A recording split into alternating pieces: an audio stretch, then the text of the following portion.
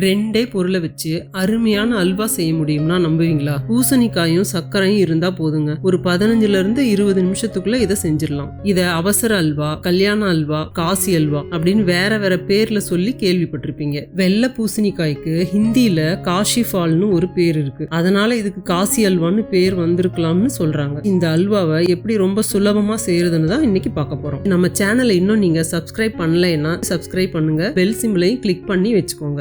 எல்லாருக்கும் வணக்கம். நான் லலிதா மோகன். Welcome to Lalitha's cuisine.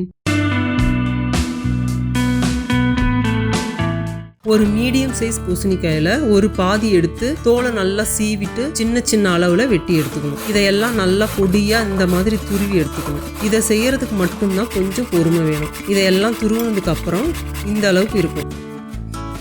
இப்போ இதுல இருக்கிற சாறை தனியா புழிஞ்சு எடுத்துக்கணும். கையால புழிய முடிஞ்சவங்க இந்த மாதிரி புழிஞ்சுக்கலாம்.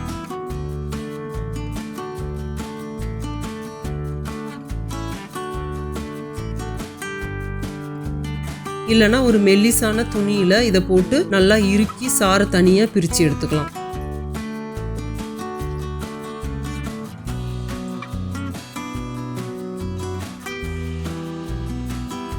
சத பகுதியும் சாறையும் இந்த மாதிரி தனித்தனியா பிரிச்சு வச்சுக்கணும். ஒரு வாணலை ஹீட் பண்ணிட்டு அதில் தேவையான அளவு நெய் சேர்த்து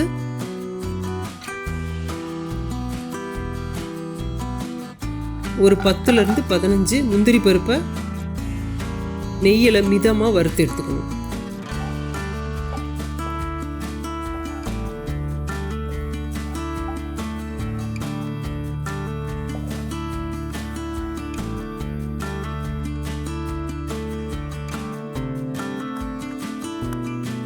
அதே நெய்யில் பிழிஞ்சு வச்சிருக்கிற சதப்பகுதியை போட்டு ஒரு 5 நிமிஷம் இதை நல்லா வதக்கணும்.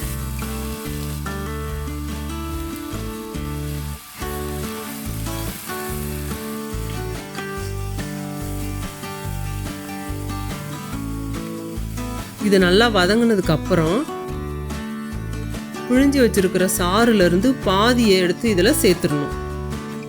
இது ரெண்டுத்தையும் நல்லா கலந்து விட்டுட்டு மூடி போட்டு ஒரு 10 நிமிஷம் வேக விடணும்.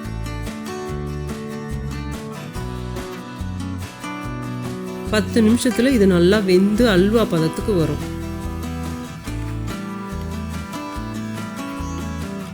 இந்த மாதிரி நல்லா பஞ்சு பதத்துக்கு வெந்து வரும்.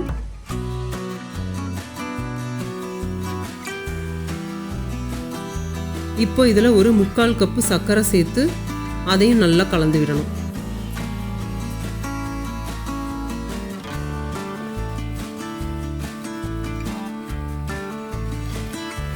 சர்க்கரை சேர்த்ததுக்கு அப்புறம் ஒரு 5 நிமிஷம் வெந்தா போதும்.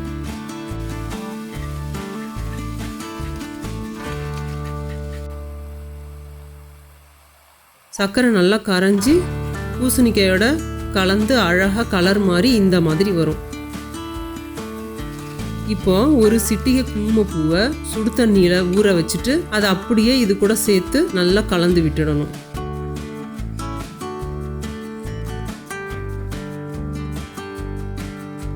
நம்ம தேவைக்கு தகுந்த மாதிரி இன்னும் கூட கொஞ்சம் நெய் சேர்த்துக்கலாம். நெய்யை நல்லா கலந்து விட்டுட்டு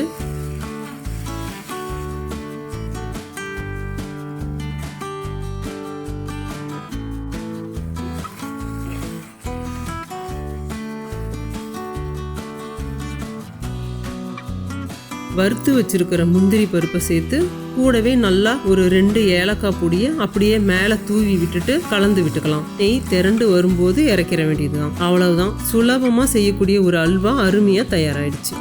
ஒரு 2 பூசணிக்காய் இருந்தால் போதுங்க. ரொம்ப சுலபமாக வீட்டு விசேஷத்துக்கு இனிப்பு பலகாரம் நாமளே பண்ணிடலாம். இவ்வளவு எளிமையாக பண்ணக்கூடிய ஒரு அல்வாங்கிறதுனால பெரிய பெரிய விழாக்கள்ல, கல்யாணத்தில் இந்த பூசணிக்காய் அல்வா செய்யறதை நீங்கள் நிறைய பார்த்துருப்பீங்க. நீங்களும் செஞ்சு சாப்பிட்டு பாருங்க. இது உங்களுக்கும் ரொம்ப பிடிக்கும்னு நம்புறேன். நீங்கள் என்ன நினைக்கிறீங்கன்னு கமெண்ட்ல சொல்லுங்க. அப்படியே இந்த வீடியோக்கு ஒரு லைக்கை போட்டுட்டு பிடிச்சவங்களோட ஷேர் பண்ணுங்க. முக்கியமாக நம்ம சேனலை சப்ஸ்கிரைப் பண்ணிக்கோங்க. இந்த பெல் ஐக்கானையும் தட்டி விட்டுருங்க. மறுபடியும் ஒரு நல்ல சமையல் குறிப்போட இன்னொரு வீடியோவில் பார்க்கலாம். நன்றி.